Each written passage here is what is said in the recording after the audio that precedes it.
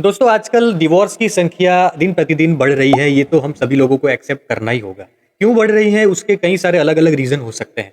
पर एक रीज़न जो मैं देख रहा हूँ वो ये है कि डिवोर्स लेना आजकल ईज़ी माना जा रहा है, यानी कि एज़ कम्पेयर टू किसी के साथ में रहना, किसी के साथ एडजस्टमेंट करना, किसी को समझना, किसी को समय देना, ईगो बीच में ना लाना, ये जो सारी जो चैलेंजेस है, उसके कंपैरिज़न में किसी से डिवोर्स ले लेना आज बहुत ही ईज़ी हो गया, प्रोसेस भी ईज़ी हो गया है और आज सोशल स्ट्रक्चर भी ऐसा हो रहा है कि डिवोर्स लेने में कोई बड़ी बात नहीं है। तो डिवोर्स हम इजीली ले सकते हैं, उस वजह से भी डिवोर्स बढ़ रहा है। पर क्या हमारा डिसीजन डिवोर्स लेने का जो डिसीजन है वो हमारा खुद का है या किसी ऐसे इन्फ्लुएंस में या किसी गलतफहमी में लिया गया है? ये हमें सोचना बहुत ही ज़रूरी है, क्योंकि जो भी व्यक्ति इस सिचुएशन से पास हो रहा है, उस व्यक्ति का ही ये डिसीजन पर्टिकुलरली होना चाहिए और डिसीजन जो है, उसका जो बुनियाद है, वो बहुत ही स्ट्रॉन्ग होना चाहिए, बहुत ही स्ट्रॉन्ग रीज़न होना चाहिए। आप खुद या आपका कोई करीबी ऐसा व्यक्ति जो डिवोर्स लेने में या डिवोर्स लेना या नहीं लेने के अंदर कंफ्यूज है, तो आज उसके लिए ये इन्फॉर्मेशन बहुत ही इंपॉर्टेंट है। तो ये वीडियो आप आखिर तक देखिए। मैं कुछ ऐसी चीज़ें आपको बताऊँगा, जिसकी वजह से आप डिसीज़न लेने के लिए रेडी हो जाएँगे और आपको आगे जाकर हो सकता है कि इसके बारे में कोई पछतावा भी ना हो।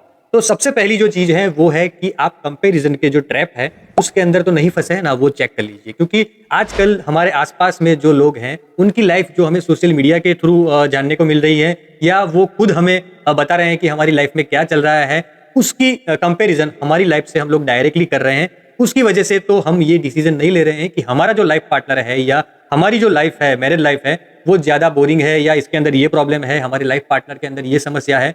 ये जो सारा कंपैरिजन का खेल है, उसकी वजह से तो हमारा ये डिवोर्स लेने का प्लान नहीं हो रहा है ना, तो आपको शांति से बैठ के इसके ऊपर सोचना पड़ेगा कि हमारा डिवोर्स जो हो रहा है, उसके पीछे कोई कंपैरिजन ना हो, हमारी खुद की ही लाइफ जो है, उसके बारे में ही हम लोग बराबर समझ के, सोच के ये डिसीजन ले रहे हैं, ये पहली चीज़ होगी।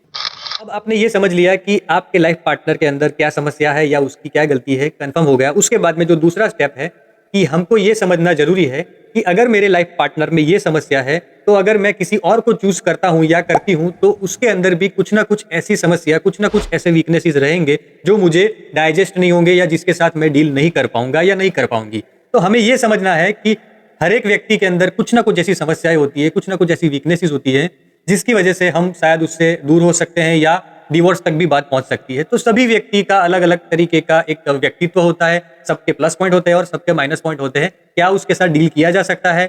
अगर इसके साथ डील नहीं किया जा सकता है, तो दूसरों की वीकनेसेस के साथ भी हम लोग डील करने में कामयाब नहीं हो पाएँगे। ये हमारा माइंडसेट है, हमें ये स्वीकार कर लेना चाहिए। ये दूसरी चीज़ होगी। ये दोनों स्टेप आप अगर आपने पार कर लिए हैं, आपको लगता है कि अभी डिवोर्स लेना ही है, तो तीसरा जो स्टेप है वो है कि एक व्यक्ति के साथ में आप जो भी समय आपने जो बिताया हो, 6 महीने बिताए हो, 6 साल बिताए हो या 15 साल बिताए हो, उसके साथ में अगर आप रह रहे हैं, तो कुछ ना कुछ ऐसी चीज़ें होंगी जो आपको समझ में आ गई होगी, आपने एडजस्ट कर लिया होगा। आपको भी उसने स्वीकार कर लिया होगा, तो जो टाइम आपको मिला है उसके साथ में स्पेंड करने को, उसकी वजह से थोड़ा आप उसके साथ कम्फर्ट हो गए हैं। अब जब आपने सोच लिया है कि हम लोग किसी और के साथ जुड़ने वाले हैं या किसी नए पार्टनर के साथ जाएँगे, तो उसमें आपको एडजस्टमेंट करने में टाइम लगेगा। वो नए सिरे से शुरुआत होगी, वहाँ पर नई चैलेंजेस होगी, तो आपको फिर से एडजस्टमेंट करने के लिए टाइम पीरियड चाहिए होगा या उस पीरियड में आप सक्सेसफुल हो भी सकते हैं, नहीं भी हो सकते हैं। तो एक व्यक्ति जिसके साथ में जो भी टाइम स्पेंड किया है, वो हमारे लिए प्लस पॉइंट है कि इतना तो इसको समझ लिया है, अभी आगे थोड़ा और समझना है। पर ये जो व्यक्ति जिसके साथ हम नए सिरे से जुड़ने वाले हैं, जिसके साथ हम परमानेंटली रहने वाले हैं, उसके साथ हमें नई शुरुआत करनी है, नए तरीके से समझना है, नए तरीके से एडजस्ट करना है। तो ये चीज़ भी आपको ध्यान में रखनी बहुत ही ज़रूरी है। यहाँ पर एक दूसरा ऑप्शन भी होता है कि हम लोग ऐसा सोच रहे हो कि हमें दूसरे मैरिज नहीं करने हैं या किसी दूसरे पार्टनर के साथ नहीं जुड़ना है, हम लोग अकेले ही अच्छे हैं। जैसे कि आजकल मैं देख रहा हूँ कि कई सारे ऐसे सोशल मीडिया पे मोटिवेशन भी होता है कि खुद से ही प्यार करो, दूसरों के ऊपर भरोसा मत करो, दूसरे लोग हमको दगा दे सकते हैं, हमारे साथ गलत कर सकते हैं, हमें छोड़ के चले जाएंगे, तो खुद के साथ ही प्यार करो। तो क्या आप सही में प्रैक्टिकली आप ये चीज़ को मान रहे हैं? क्या अपने आस-पास आप ऐसे लोग देख रहे हैं जो अकेले हैं और खुश हैं, या अकेले हैं या बिल्कुल ही उनकी लाइफ में उनको एकदम से क्या स्वर्ग जैसा अनुभव हो रहा है? ऐसा क्या आपको सही में लग रहा है कि अकेला व्यक्ति खुश है? जो अकेला व्यक्ति है वो भी कहीं न कहीं जो चैलेंजेस फेस कर रहा है, वो अलग तरीके की चैलेंजेस है। और हाँ, यहाँ पर मैं एक चीज़ ज़रूर से क्लियर करूँगा कि अकेले रहने में जो चैलेंजेस है, वो मैरिड लाइफ में या किसी साथ में रहने से जो चैलेंजेस आएँगे, उससे कहीं ज़्यादा आएँगे। तो अकेले रहने में चैलेंजेस जो है ना, वो अलग है और ज़्यादा है, जहाँ तक मेरा मानना है। तो किसी के साथ में एडजस्टमेंट करके, किसी को समझ के, किसी को टाइम दे के, थोड़ा अपने ईगो को कंट्रोल में रख के अगर आप सोचेंगे, तो मुझे लगता है कि आपका जो डिसीजन होगा वो परफेक्ट होगा। मैं यहाँ पर ये नहीं कह रहा हूँ कि डिवोर्स नहीं ही लेना चाहिए, पर्टिकुलर सिचुएशन में ऐसे स्ट्रांग रीजन अगर आपके पास बैकअप है तो जरूर से लेना चाहिए।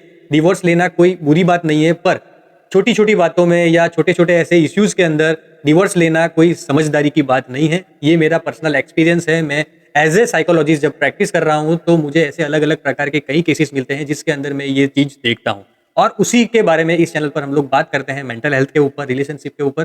तो आप इस चैनल को सब्सक्राइब जरूर से करिए। ये इन्फॉर्मेशन अगर आपको अच्छी लगे तो शेयर जरूर से करिए। फिर मिलेंगे नए विषय के साथ में। Thank you very much.